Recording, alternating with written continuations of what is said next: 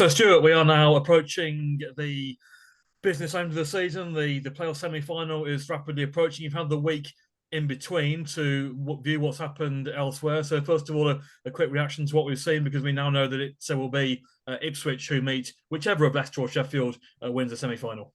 Yeah, good evening, Dave. I did watch the Speedway last night, like most of us did.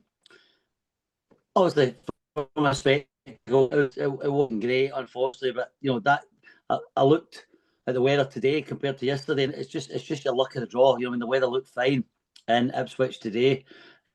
Where unfortunately they got that horrible rain outburst, about 2 hours before the meeting. And being a track creator, I know at this time of year it doesn't dry out as quick. They've done well to get the meeting on. It wasn't expected, I'll be honest, but the right team are in the final. For me, Ipswich have been the best team all season, and they are quite rightly in the final, yeah.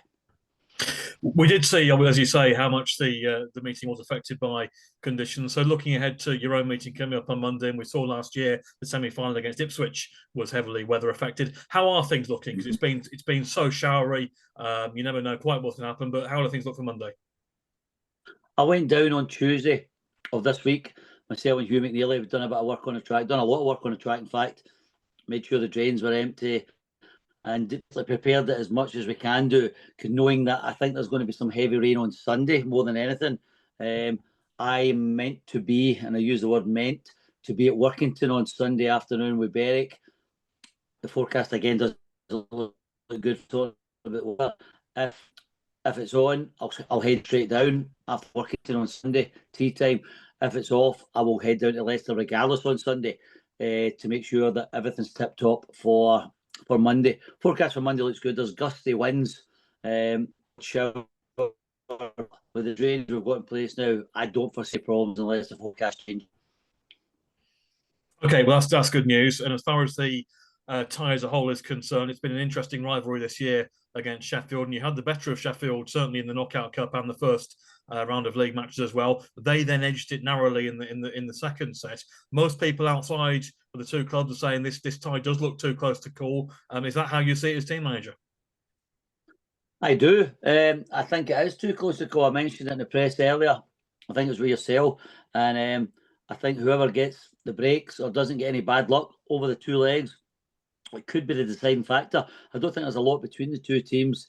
Whatever's happened before, regardless of us winning 5 and them only winning 1, or them win the aggregate point the last time the two teams met, I think it's out. I think that's out the window. It doesn't make any difference whatsoever.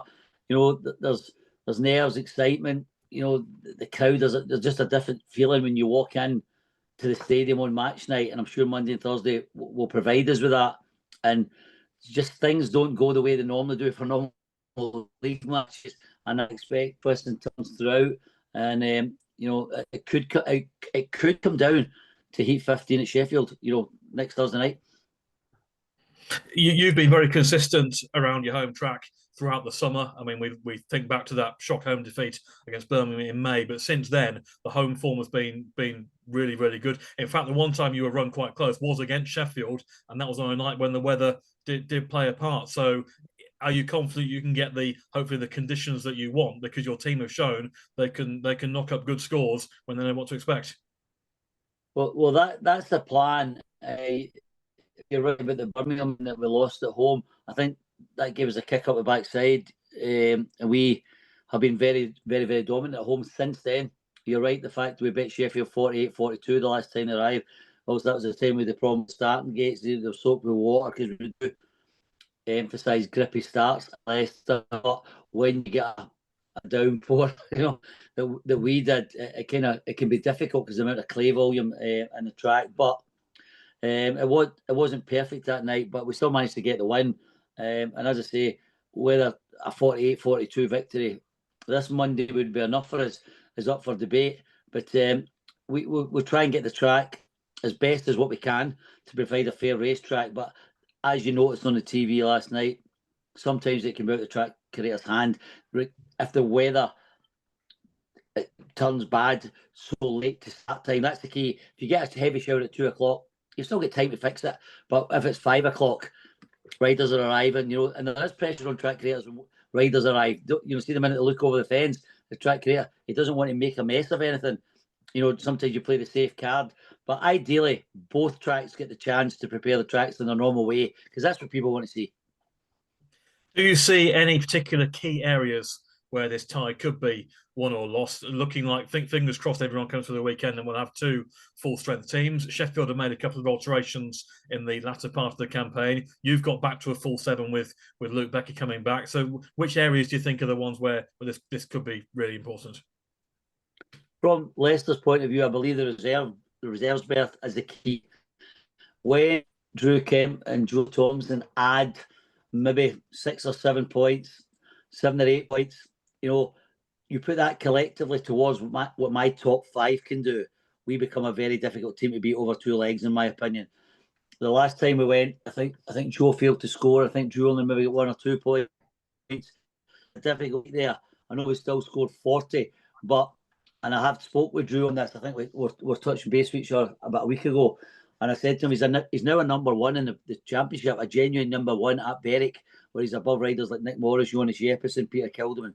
So he's not got there on a bit of luck. And I did say to him, if he can bring the form that he's capable of, he could be the difference between the two sides, in my opinion.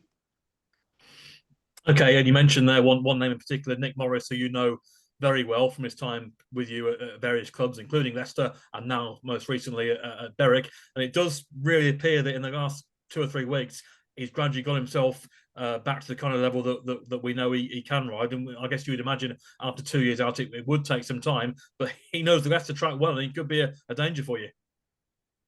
He could be. I look at the team that was sent over to me, and it's Chris Holder, Nick Morris, in the middle of the team, what I call the kind of middle pairing.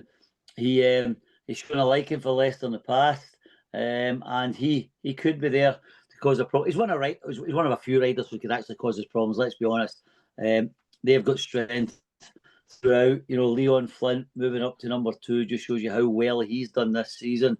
In fact, Anders ROWE drops to reserve will certainly help him, because there is easier rides for reserves. Let's not dress it up. Anders ROWE, who's been quite potent this year at number 2, he's not been dropped to reserve, and I use the word drop very loosely. It's the fact that Leon's done so well that Anders has found himself back at reserve. I think Anders has a very good season, so we know they've got areas where they can cause us problems, just as I think they would envisage that we can do the same to them. But I do believe we need all 7 riders.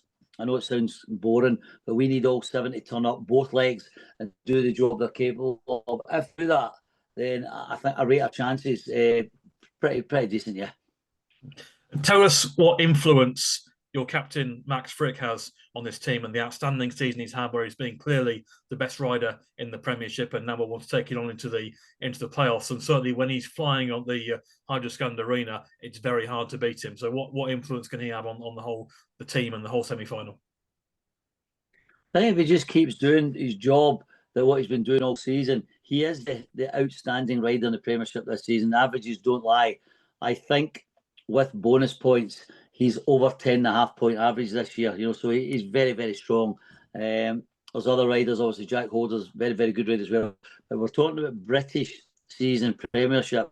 Max is a standout performer.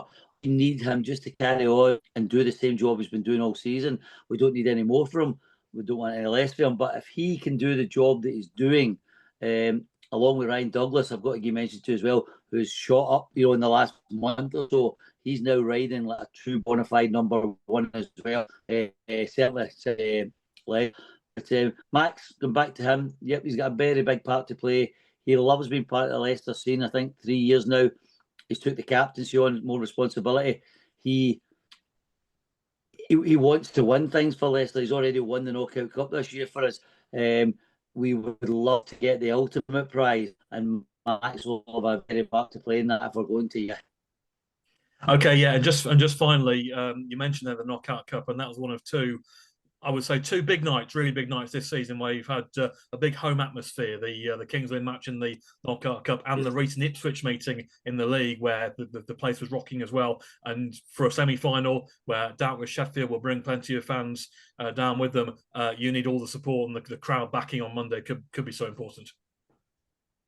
We do. I think they will come out in the numbers. I know it's a Monday night, it's a slight off night for us, but Sheffield being 62 miles away for the track or round about that, I expect them to travel in numbers.